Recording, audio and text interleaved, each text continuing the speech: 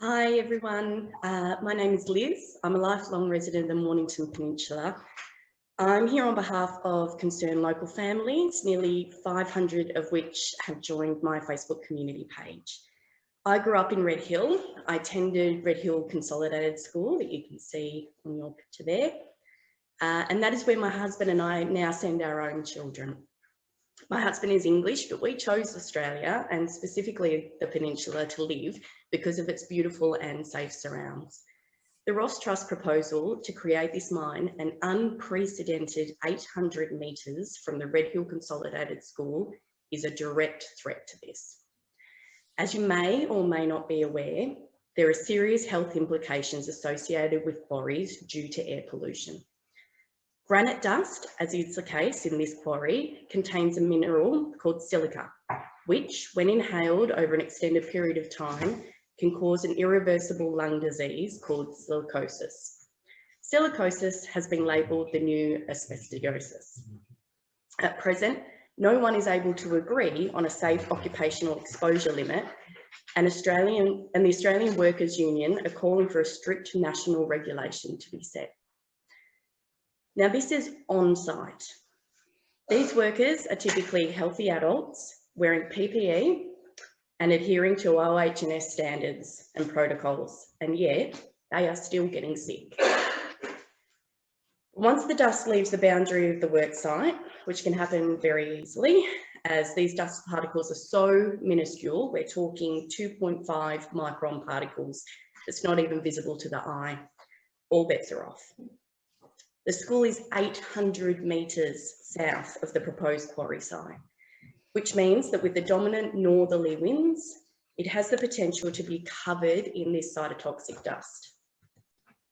Adding to this, research shows that due to immature respiratory and immune systems, children are a more susceptible subgroup for developing silicosis and other lung diseases. They are unable to expel from their lungs or metabolise and secrete the toxins as effectively as adults. Other vulnerable people would include those with pre-existing respiratory and cardiac conditions and pregnant mothers. At best, this type of dust could trigger numerous asthma attacks, and there are plenty of children at the school who suffer from these. At worst, those in the local area run the risk of developing chronic lung cancer.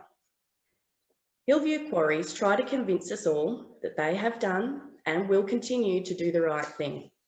They claim that they have communicated and informed locals of the proposal, yet big stakeholders like the principal at Red Hill School and the staff at Monterosso Early Learning Centre and Red Hill Preschool were all shocked to hear of it. We are still alerting local businesses and families, even on Eaton's Cutting, to the plan. Hillview Quarries will also tell us that they are able to mitigate the air pollution.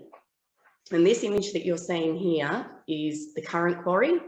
And looking at that, I'm pretty sure that's not considered mitigation. They'll wet the ground with polymer. They'll keep the crushers indoors. However, we know from the current quarry and the evidence and complaints made by the residents, like this one, that they appear unable to do this. Wetting a surface doesn't help when you are blasting rock into the air, nor does crushing indoors stop dust being produced as the excavators and trucks transport the rock.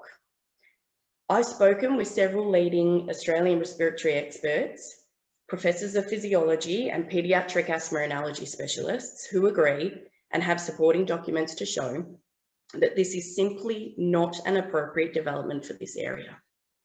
And to be honest, I am much more prepared to trust the word of leading health experts over a group that claim to be a philanthropic trust for environmental conservation, yet destroy the environment to accrue their revenue to donate. The Ross Trust isn't working for the benefit of the local community. They are a mining company masquerading as a charity. I just hope that they will listen to the residents and remember the original purpose and will of their founder to create positive social and environmental change before it's too late. There is just too much at stake, and our children deserve better.